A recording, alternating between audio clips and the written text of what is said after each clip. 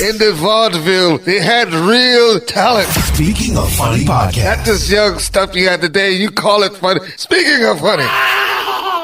Yeah, they're jazz and give up. They're like, Jazz? You know what? I'm Jazz. I'm like, her full name is Jazzalyn. I think white people are like that. White people are very conscious about mispronunciating our names. No, they're not. They will call us. They will call us whatever they think is the close. Good white people are because it's they're conscious. By the way, you can't try. We need to find a different word to say on air because now white people is controversial. Honestly, like on YouTube now, if you look at the podcasts and stuff on YouTube, even when they discuss Caucasian Americans, they don't say white people because you get flagged for saying white people because that's now looked at disparagingly. So like I watch one podcast where the guy has a bottle of Duke's mayonnaise, and every time he wants to say white people, instead he just squirts so it makes the little yeah. But he goes, and then the crowd. Oh, that is hilarious. And at first I'm like, why is he doing that? And I looked at the comments and they're like, I love how he does that so they don't flag him for saying white people. I was like, oh. I'm telling you, the YouTube comments,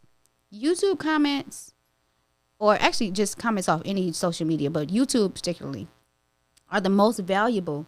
YouTube comments are better than the content sometimes. Yeah, I can agree with that. How many times have you watched something before, and before you get to something, you read the comments? Before I even get to the end of it, yeah. I'm like, I can't wait to see the comments on this. Yeah, exactly, because people care about the way we think. People care about what you think. People care about, they care about, because people want to know that their thoughts are not alone. That's why you always see I love the ones where you see it says I was brought here by such and such. If it's a link or something. Yeah. Such and such something brought me here. Yeah, I love the that. episode of blah blah brought me here. Yeah, I love. Because then that. Now I'm not gonna lie, I can be one of those toxic people on the comments, or I used to be. I'm being better these days, but like So I grew up listening to my dad's music, which was a lot of funk and soul and stuff. So like Parliament's Hit It or Quit It is one of my favorite songs growing up.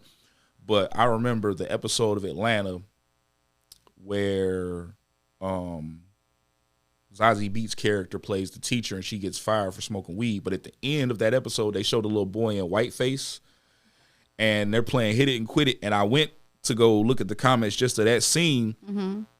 And everybody's like, what is that? What's the name of that song? What's the name of that song? What's the name of that song? I'm sitting here like, Hit It and Quit It by Parliament. What are y'all talking about? Why do y'all not know this? And I'm clicking on people's pictures to see how old they are. I'm like, you my age. How do you not? You my dad's age. How do you not know that?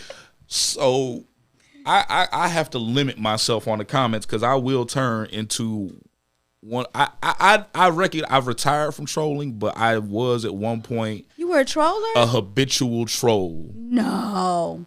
I was when I gave it up when I realized that most professional trolls put up pictures so that their profiles are clean. You can't see them, their kids, or anything. Mm-hmm. There's just a picture of like a random animal or a random cartoon or something, and then there's absolutely no information about them.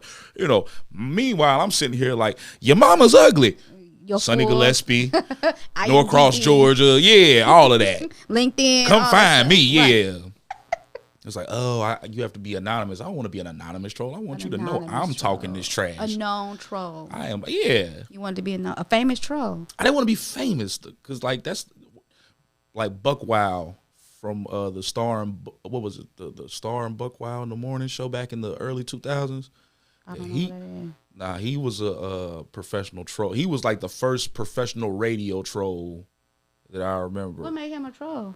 He purposely invited guests on just to antagonize them. It was here in Atlanta? No, it was in New York. But it was very pop. Like when YouTube and stuff first started popping off, those were like some of the first videos, like Vlad TV and stuff like they were all in a cluster. I think I think he's working for the feds. He interviews like he's from the feds, and I don't know why these rappers and entertainers get in front of this white man Caucasian gentleman. They get in front of him and spill their guts. I don't know what is it about him. Maybe it's the voice, the accent. But they tell all of their business and they end up getting indicted. It's a thing. I'm telling you, look it up. Well, see, first off, so I honestly have never watched a single episode because the name Vlad to me there's nothing about that syncs up with hip hop. No. So it's just always turned me off just based on that. The guy's name is Vlad, like Vladimir. Yeah. Like yeah, it sounds very like so. I expect to hear like Natasha from Rocky and Bullwinkle. Yes, you make the hip hop. Yes.